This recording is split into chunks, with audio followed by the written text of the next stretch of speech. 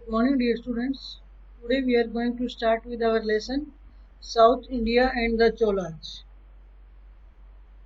In this chapter, we will read about the following contents: the Chola sources, the reign of Chola kings, the Chola administration.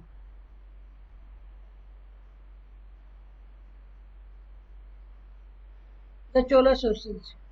The southern part of Indian peninsula is mainly inhabited by the Dravidians. Three powerful kingdoms ruled South India in the ancient period. Those were Cheras, Pandyas and Cholas. The Cholas emerged as the most powerful of all. The Chera kingdom was one of the earliest kingdoms in South India. They were later defeated by the Palwas in the 4th century AD. In the 10th century, the Cholas became a powerful kingdom of South India. From 5th to early years of the 9th century, the Cholas were not a force to be reckoned.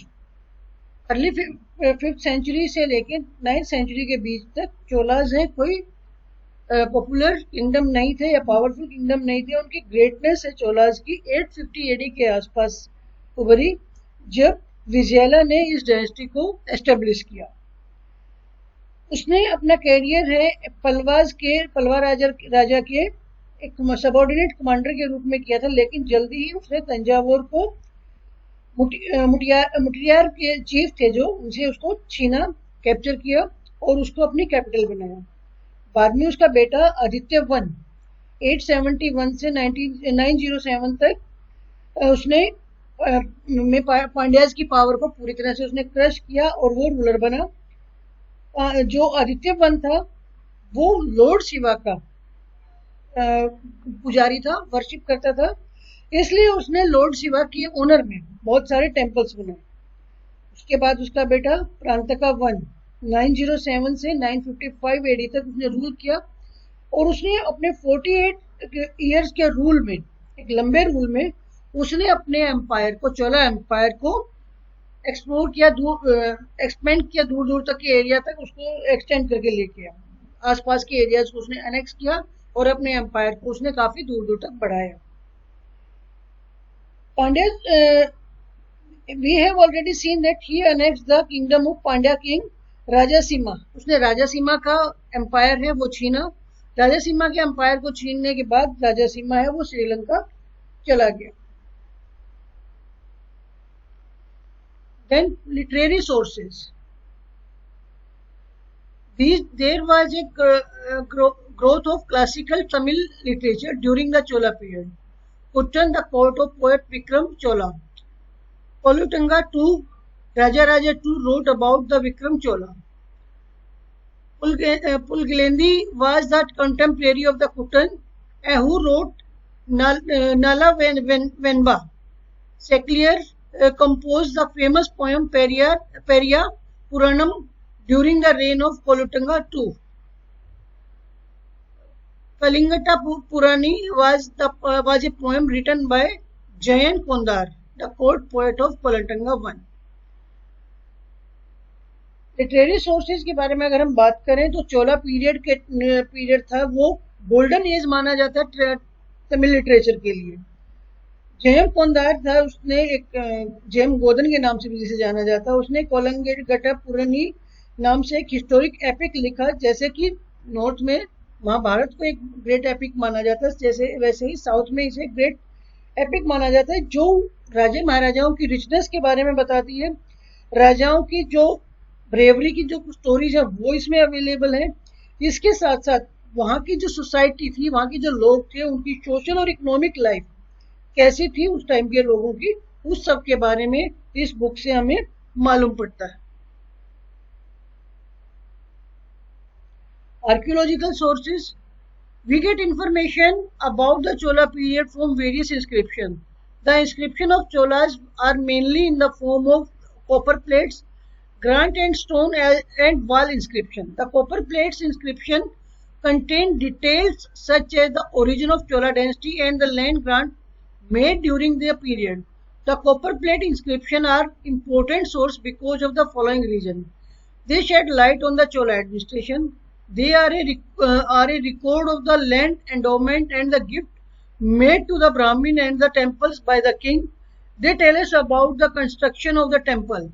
Copper plate inscription contain details of the royal order or decrees uh, pertaining to the matter of the public importance, such as the land revenue, the judgment delivered against the theft and murder. Inscription है जो उस time के about 100 of inscription available है संस्कृत और तमिल में, जो discover किए गए चोला किंगडम के बारे में.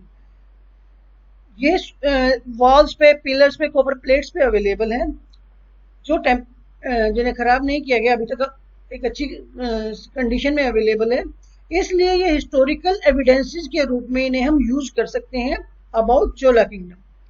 बहुत सारे इंस्क्रिप्शंस हैं जो सप्लाई, जो डेट और कॉन्क्वेस्ट के रिकॉर्ड हैं वो सब अवेलेबल है. उसमें राजा महाराजाओं की, जो उस टाइम की चोलाज के राजा महाराजा थे, उन्होंने किस पीरियड में उन्होंने रूल किया और क्या क्या उन्होंने कॉन्क्वेस्ट किए.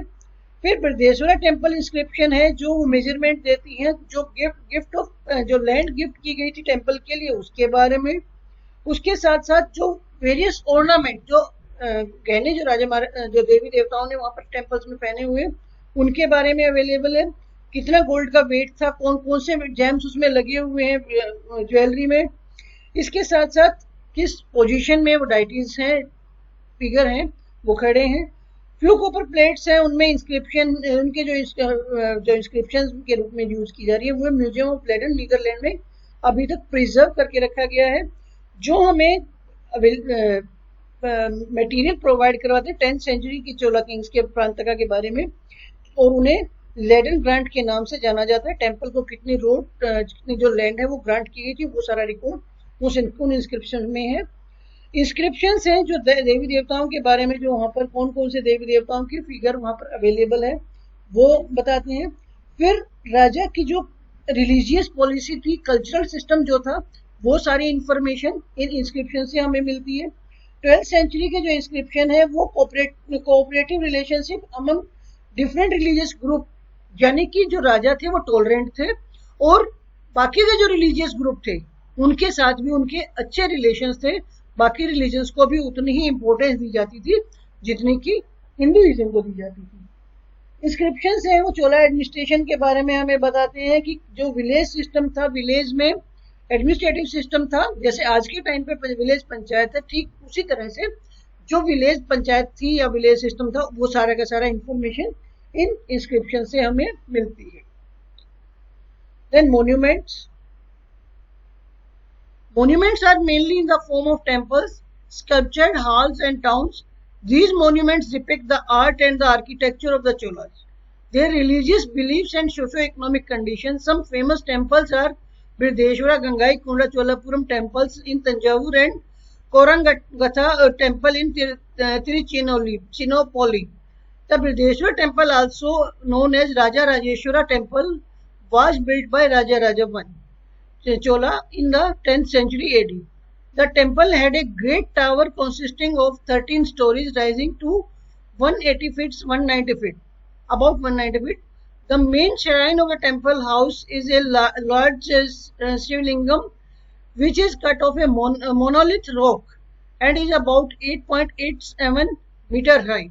Brihdeshwara temple is a splendid specimen of Tamil architecture. It has been declared as a World Heritage Site by UNESCO.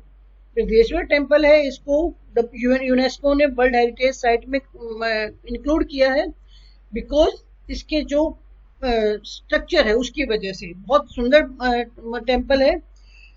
इसमें राजा महाराज, जो बृहदेश्वर टेम्पल को देख के हमें अंदाजा लगता है कि राजा महाराजा कितने रिच रहे होंगे. एक मास्टरपीस है आर्किटेक्चर का बृहदेश्वर टेम्पल, और उस मास्टरपीस की वजह से हम उसको जानते हैं, देखते हैं. राजा राजेश्वरा टेम्पल के नाम से भी इसे जाना जाता है क्योंकि राजा राजा वन ने इसे बनवाया था. टेम्पल है ये 1000 AD के आसपास बना था. ये लॉर्ड शिवा को डेडिकेटेड है और आर्किटेक्चर का, द्रविडियन स्टाइल और आर्किटेक्चर का बेस्ट एग्जाम्पल माना जाता है. One of the best example इसे माना जाता है. मैसिव टावर जिसे विमाना कहा जाता है, जिसकी हाइट है 90 या 180 फीट के दरमियान है, के बीच में है। Tower being crowned by a massive dome, एक मैसिव डोम उसके ऊपर टावर के ऊपर बना हुआ है, जो कि एक सिंगल रोक को काट के बनाया गया था और उस रोक का वेट 80 टन था। और जो गर्भगृह है उसमें जो शिवलिंग है वो 9 मीटर, अबाउट 9 मीटर ऊंचा है। और आउटर जो डोरवेज हैं दोनों तरफ उसके सुंदर एक लार्ज स्ट्रक्चर बने हुए हैं, 2 द्वारपाल बने हुए हैं, और जो अंदर की दीवारें हैं उन पे भी फाइन और बोल्ड स्कल्पचर्स हैं डिफरेंट डाइटीज, डिफरेंट देवी देवताओं के।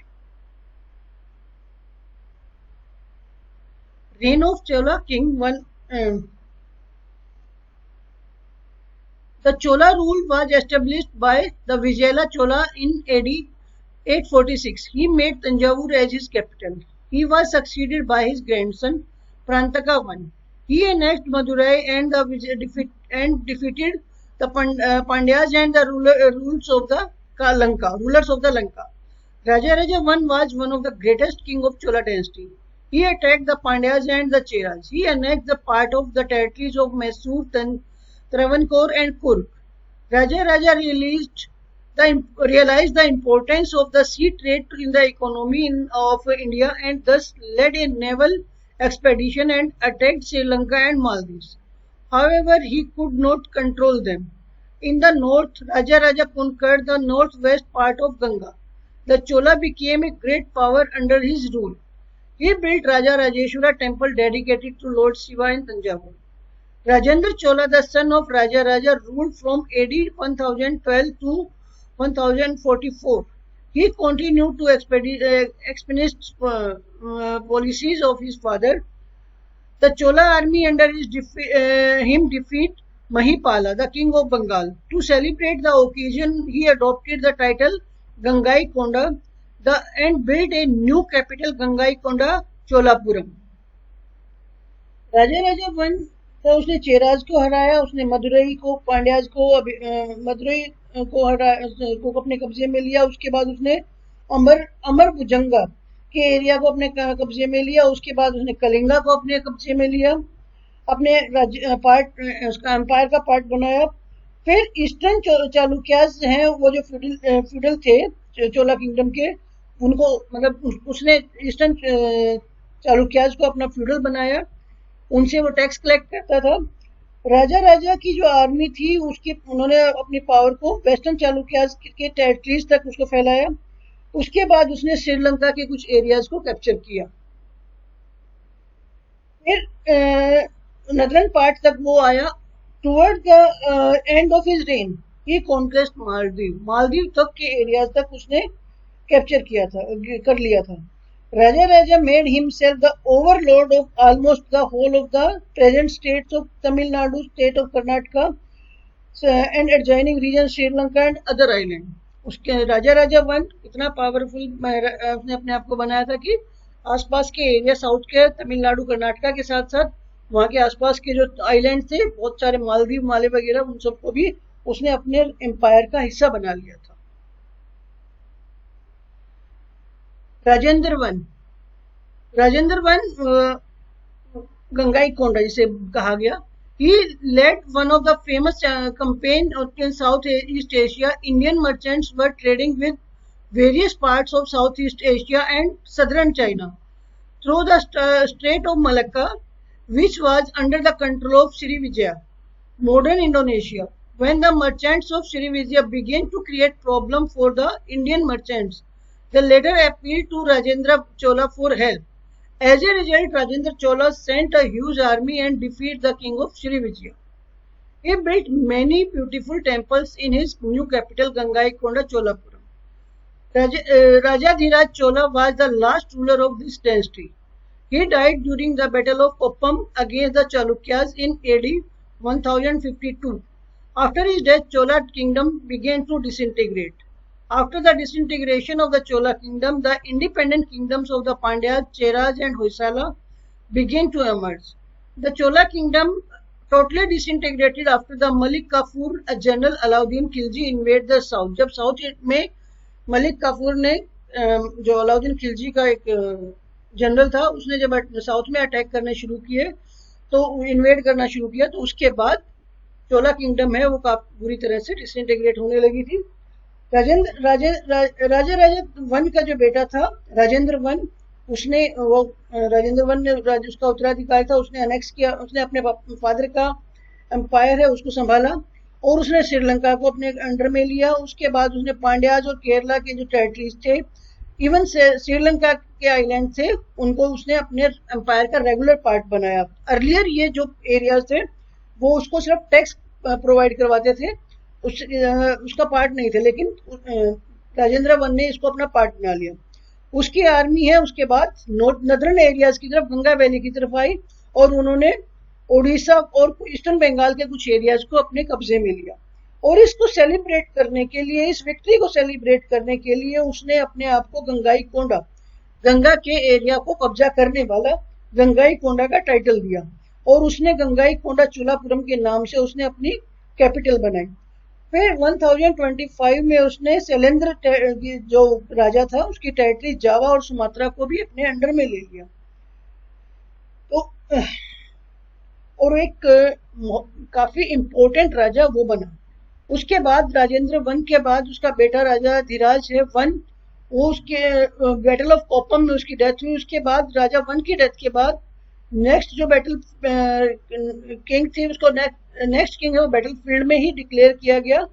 उसके यंगर भाई, उसका छोटा भाई वीरा राजेंद्र 1063 में वो राजा बना।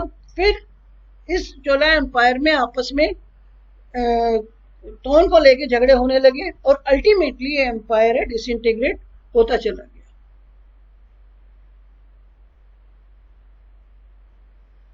चोला एडमिनिस्ट्रेशन काफी पावरफुल एडमिनिस्ट्रेशन था।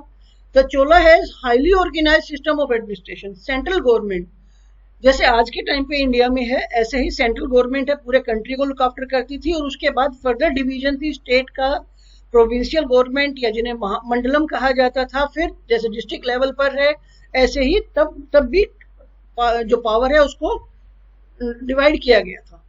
राजा है उसके पास सारी पावर होती थी। The king govern the territories with the help of the his council. He often toured the country to keep a check on the administration. The royal princes were appointed to look after the administration of various units and were engaged in activities of the peace and war. The central government was responsible for promoting peace and order, prosperity and cultural progress of the empire. The king was the pivot around which the whole system was based. राजा की चारों तरफ ही सारी power घूमती थी, राजा सारी power को अपने पास रखता था, बट उसको हेल्प करने के लिए बहुत सारी काउंसिल्स थी। जैसे आज के टाइम पे हमारे प्राइम मिनिस्टर को हेल्प करने के लिए डिफरेंट डिपार्टमेंट्स के डिफरेंट मिनिस्टर्स होते हैं, सेम वे राजा के पास भी डिफरेंट डिपार्टमेंट को लुक आफ्टर करने के लिए काउंसिल होती थी। और वो काउंसिल अलग अलग लेवल पर अलग अलग उसको जहां भी जरूरत है उसको हेल्प करती थी। फिर provincial and other territorial division, further जो एम्पायर था, चोला एम्पायर था, प्रोविंसेस में डिवाइड किया गया था जिन्हें मंडलम या प्रोविंसेस कहा जाता था। मंडलम में फर्दर वाला नाडु या नाडु में डिवाइडेड थे। जैसे अपने यहाँ पर जो स्टेट्स हैं वो डिस्ट्रिक्ट्स और तहसील्स में डिवाइडेड है, फिर ब्लॉक्स में डिवाइडेड है, इसी तरह से तब भी डिवाइडेड था। प्रिंसेस थे जो रॉयल फैमिलीज के, उन्हें ही गवर्नर अपॉइंट किया जाता था। Kingdom was divided into mandalam, each placed under the charge of a viceroy. जो टाइटल था प्रिंस का वहां पर वो वाइसराय था। जैसे हमारे यहाँ गवर्नर होते हैं उस टाइम पे वाइसराय होते थे। Usually Prince of the royal family and royal family का राजकुमार या रॉयल फैमिली से रिलेटेड बाकी लोग ही हैं, उन्हें वाइसराय अपॉइंट किया जाता था। इसके अलावा वो एरियाज भी टेरिटरीज के थे जो राजा को सिर्फ टैक्स पे करते थे गुड्स या मनी की फॉर्म में। प्रोविंसेस है फर्दर डिवाइडेड थी, जिन्हें कोटम में डिवाइडेड थी, नाडूज में, वाला नाडूज में, कुर्रम में ग्रुप ऑफ विलेजेस जिसे कुर्रम कहा जाता था, और गांव को ग्रामम कहा जाता था। ये सारी की सारी जो टेरिटोरियल डिवीजन थी वो असेंबलीज, अलग अलग डिपार्टमेंट अलग अलग, जैसे आज के टाइम पे भी स्टेट्स में अलग अलग डिपार्टमेंट हैं, असेंबलीज हैं, ग्रुप्स हैं, वो लुक आफ्टर करते हैं। वैसे ही उस टाइम पे भी जो असेंबलीज वगैरह थी, काउंसिल्स थी, कैबिनेट थी, वो संभालती थी। विलेज एडमिनिस्ट्रेशन, विलेज जैसे हमारे यहाँ पर आज के टाइम पे विलेज पंचायत है, ठीक उसी तरह से उस टाइम पे भी विलेज पंचायत या विलेज एडमिनिस्ट्रेशन सारे डिपार्टमेंट्स को संभालता था। जैसे आज के टाइम पे हमारी विलेज पंचायत गांव के लोगों की बेसिक एमिनिटीज का ध्यान रखती हैं, उनकी फैसिलिटीज का ध्यान रखती हैं और जो जजमेंट वगैरह का ध्यान रखती है, ठीक उसी तरह से उस टाइम पे भी जो लोकल गवर्नमेंट थी या विलेज पंचायत थी वो गांव के कामों को संभालती थी। जो विलेज पंचायत थी वो थ्री असेंबलीज में डिवाइडेड थी, उर सभा और नगरम। जैसे हमारे अब आज के टाइम पे ग्राम सभा और विलेज पंचायत संभालती है, वैसे ही वहां पर उर सभा और नगरम होती थी। The Chola believed in the principle of local self government in many villages. The administration was carried out by the villagers and not by the government officials. There were three types of village assemblies: Ur, Sabha and Nagram. The Ur was a common village assembly of the people who were the owners of the land. The Sabha was an assembly of the Brahmin who owned lands. The Nagram was an assembly of merchants in the cities or towns where they were in the dominant position. The villagers who owned the land were chosen by the voting of the council. The administration of village, such as collection of taxes, settlement of disputes and allocation of water resource, were looked after by the council. सारे के सारे काम है वो village panchayat या local self government गांव की look after करती थी, विलेज के लुक आफ्टर करती थी। थैंक्स बेटा, गॉड ब्लेस यू।